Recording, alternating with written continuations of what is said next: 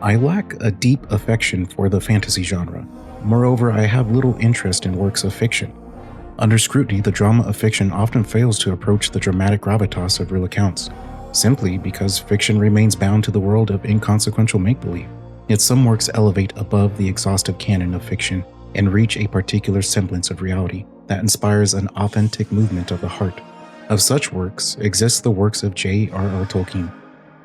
After completing the Silmarillion and The Hobbit, I am prepared to embark on my voyage through Middle-earth through the telling of The Lord of the Rings. Having some idea of what to expect in Tolkien's legendary trilogy, I am preemptively compelled with a desire in my heart that thirsts for more than his narrative. Therefore, I turn to the great ether of our modern age, the Internet.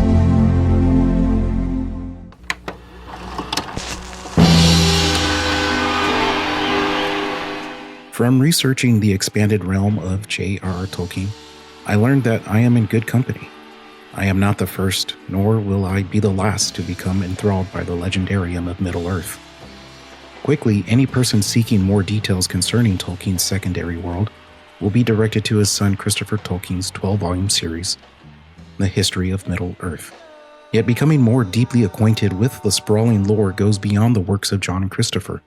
So I surmise that not only must I continue my journey through the main text, expanded by Christopher's careful curation, but I must encounter other authors and scholars with notable contributions to the examination of Tolkien's works. I want to know as much as I can about the works of J.R.R. Tolkien, not for the sake of knowing, but for the sake of more accurately understanding what is so fundamentally good about this fictional world, and why so many people have such a resounding response.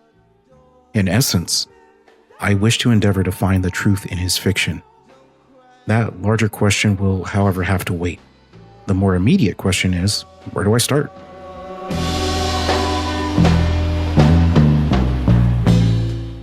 First and foremost, I will continue to explore the expanded legendarium with Christopher's follow-up to the Silmarillion, Unfinished Tales of Numenor and Middle-earth. Unfinished Tales continues Christopher's gargantuan task of untangling his father's work, for release in a digestible form. It stands singularly between the Silmarillion and the rest of the histories of Middle-earth, in that it presents large portions of a narrative story, like the Silmarillion, inversely akin to the histories of Middle-earth. Unfinished Tales is the first to feature sections of Christopher's editorial writings, as well as the inclusion of his father's notes and essays about the world and characters in a non-narrative form. I acquired the recent 2020 illustrated edition, which exhibits beautiful renderings from the three most beloved Tolkien artists, Alan Lee, John Howe, and Ted Naismith. These are the artists whose works inspired the looks of the film adaptations, however only Lee and Howe officially. Therefore, their illustrations fit perfectly with the look of Middle-earth that readers likely already envision in their minds. It may, of course, contain as indeed it does, elements of his own comprehension, his view of the world at large, but not anything out of the primary world. Just as it contains no specific reference to the Christian religion, it actually contains no specific reference to communism or fascism, absolutely not. To expand my research beyond the writings of any Tolkien, I've selected 3 books that offer various perspectives on the main narratives and histories. Focused solely on the Lord of the Rings trilogy, Catholic author Joseph Pearce offers an examination of the Christian elements in Tolkien's masterwork, and takes the stance that the Lord of the Rings is fundamentally Christian. So the putting on the ring is the act of sin. If you put on the ring habitually or keep it on for too long, you shrivel. I can't think of a more realistic depiction of the psychological impact of habitual sin than Gollum. That's what happens to our soul. If we allow ourselves to become addicted to sin, we shrivel, we shrink, we become a pathetic caricature of the good hobbit God made us to be.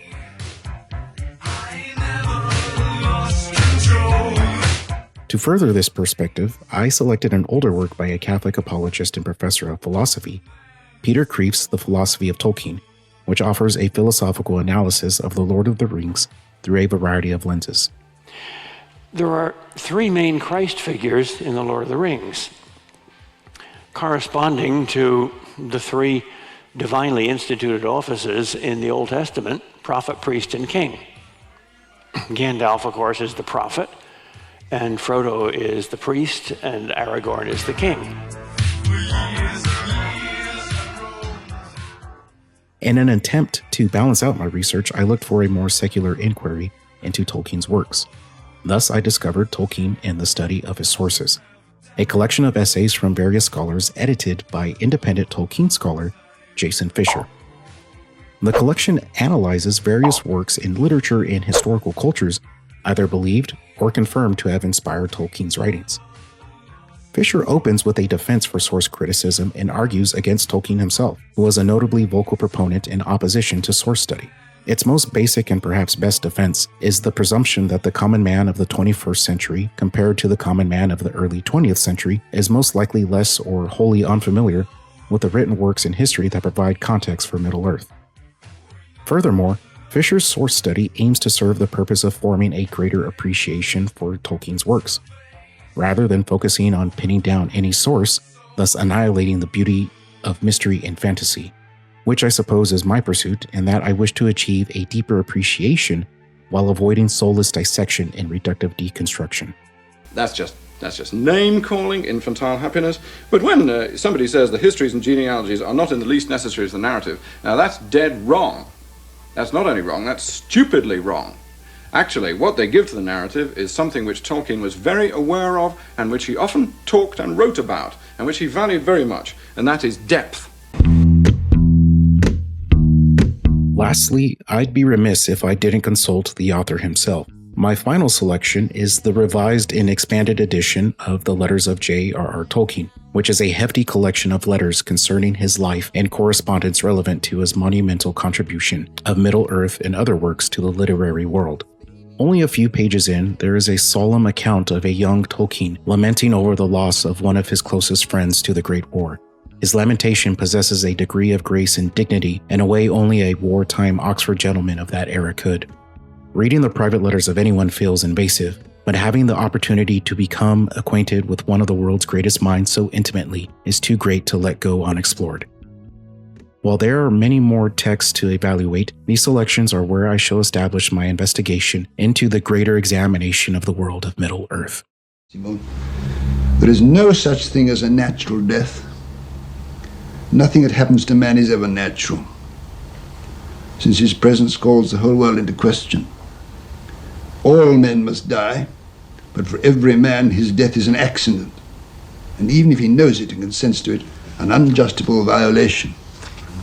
Well, you may agree with words or not, but those are the key spring of the laws of the ring.